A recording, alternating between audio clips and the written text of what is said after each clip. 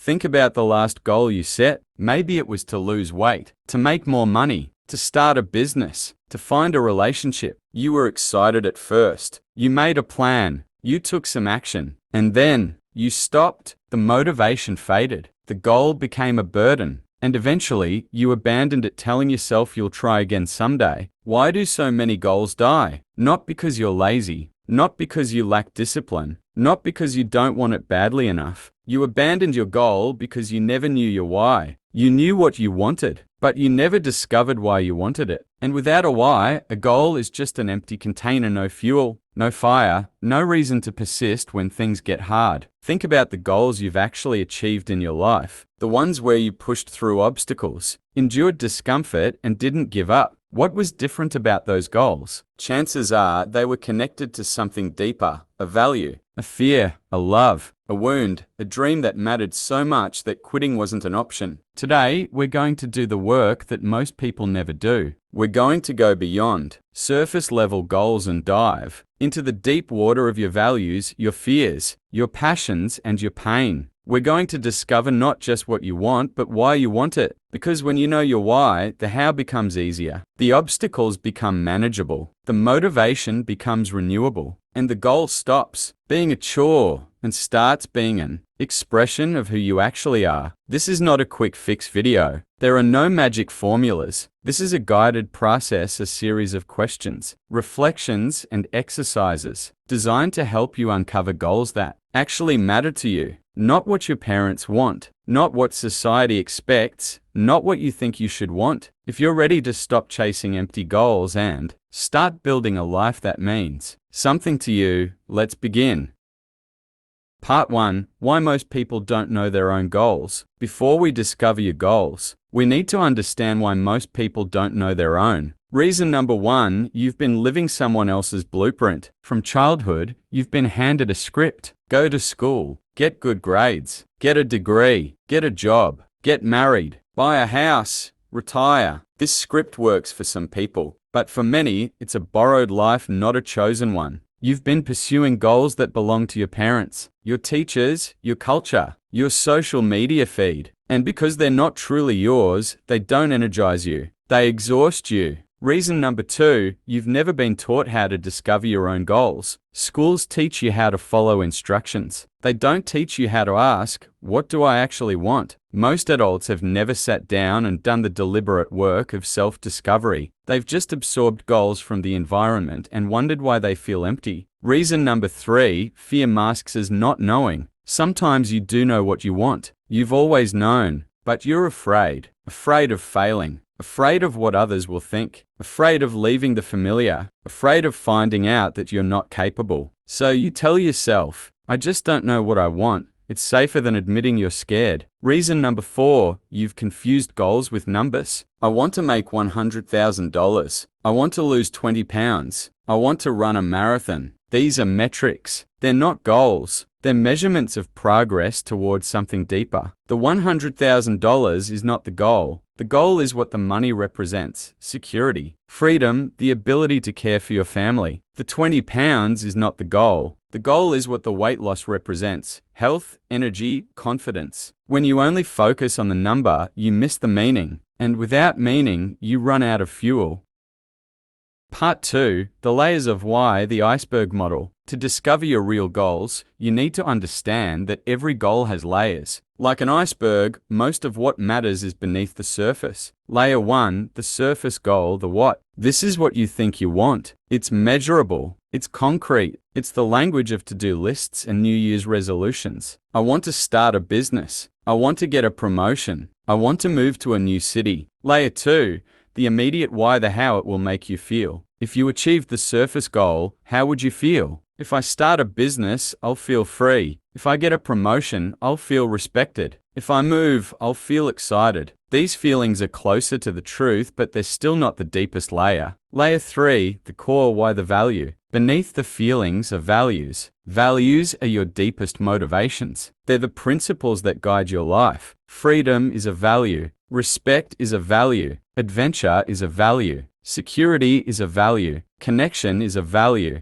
Growth is a value. When your goals align with your core values, they feel meaningful. When they don't, they feel empty. Layer 4, the existential why the identity. At the deepest level, your goals are about who you want to become. I want to start a business might really mean, I want to see myself as someone who is brave, capable, and self-sufficient. I want to lose weight might really mean, I want to see myself as someone who takes care of their body and respects their health. I want a relationship might really mean, I want to see myself as someone who is lovable and capable of intimacy. The iceberg exercise. Take a goal you think you want, write it down, then ask why 5 times. Example, goal, I want to make more money. Why? Because I'm stressed about bills. Why? Because I want to feel secure. Why? Because I grew up with financial instability and I promised myself I'd never feel that way again. Why? Because security means I can relax and focus on what matters. Why? Because I want to live a life of peace, not survival. Now you've uncovered the real goal. Not more money, but peace, security, freedom from the stress of survival. The money is just a strategy, and when you know the real goal, you might find other strategies that also work.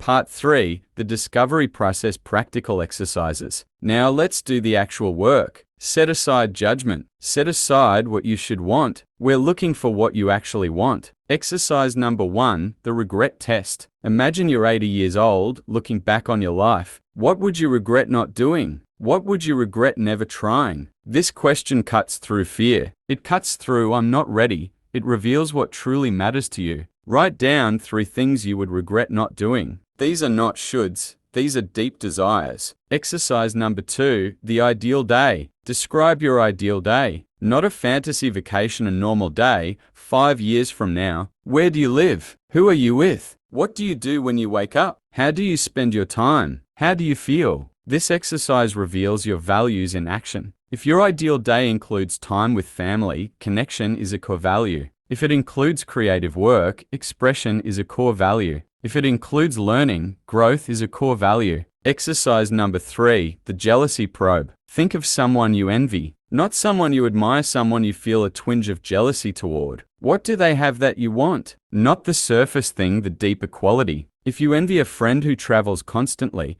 you might value freedom or adventure. If you envy a colleague who got promoted, you might value recognition or impact. If you envy someone in a happy relationship, you might value connection or intimacy. Jealousy is not shameful. It's a compass pointing toward what you want. Exercise number 4, the childhood clues. What did you love before the world told you what to love? Before you were told to be practical, to be safe, to be realistic, what did you love? What did you do for hours without being asked? What did you dream about? Your childhood passions are often clues to your deepest values. They may be buried, but they're not gone. Exercise number 5, the eulogy exercise. What do you want people to say about you at your funeral? Not your achievements, your character. She was kind. He was brave. She made people feel seen. This is the ultimate values clarification exercise. Your eulogy is about who you were, not what you did, and your goals should serve that identity. Exercise number 6, the pain inventory. What pain are you trying to avoid? What fear is driving you?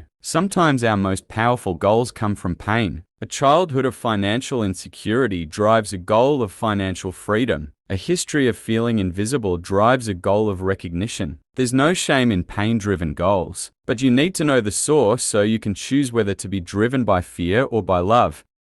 Part 4, from discovery to action, setting goals that stick. You've done the discovery. Now you need to translate your values, your whys, and your desires into actionable goals. Step 1, from values to domains. Your values apply to different areas of your life. Identify the key domains: career, relationships, health, personal growth, finances, community, spirituality, creativity. For each domain, ask, what would a life aligned with my values look like here? Step 2, from vision to goals. Take your ideal day, your eulogy, your regret test, and turn them into specific, measurable goals. Not I want to be healthier, but I will run 3 times a week. Not I want to be more present with my family, but I will have dinner with my kids without phones every night. The SMART framework helps here. Specific. measurable, achievable, relevant, time-bound. But the R is the most important. Is the goal relevant to your deeper why? Does it serve the values you uncovered? Step 3. From goals to systems. Goals are destinations. Systems are the daily practices that get you there. If your goal is to write a book, your system is writing 500 words every day. If your goal is to run a marathon,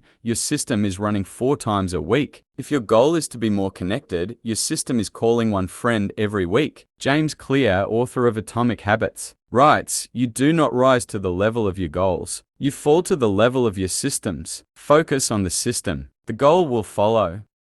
Part 5. Common obstacles and how to overcome them. Even with a clear why, you will face obstacles. Let's address the most common ones. Obstacle number 1. I don't know what I want. This is often fear, not ignorance. Try this. If I knew what I wanted, what would it be? Sometimes the answer comes when you stop searching and start experimenting. Try something, anything, see how it feels. The knowing often comes after doing, not before. Obstacle number 2. I have too many competing desires. This is normal. You can want both security and adventure. You can want both connection and independence. The solution is not to eliminate desires, it's to prioritize. Choose one to focus on for a season. The others will wait. Obstacle number 3. My goals feel selfish. Many people, especially those who were taught to put others first, struggle with wanting things for themselves. Here's the refrain: you cannot pour from an empty cup. Your goals are not selfish, they're the fuel that allows you to show up for others. The person who has neglected their own dreams for 20 years is not more generous, they're depleted. Obstacle number 4. I've failed before. Failure is not evidence that you chose the wrong goal. It's evidence that you haven't found the right strategy yet. Every failure is data. What did you learn? What will you do differently next time? The only true failure is quitting the process of discovery entirely. Obstacle number 5. My why feels shallow. If your why doesn't move you,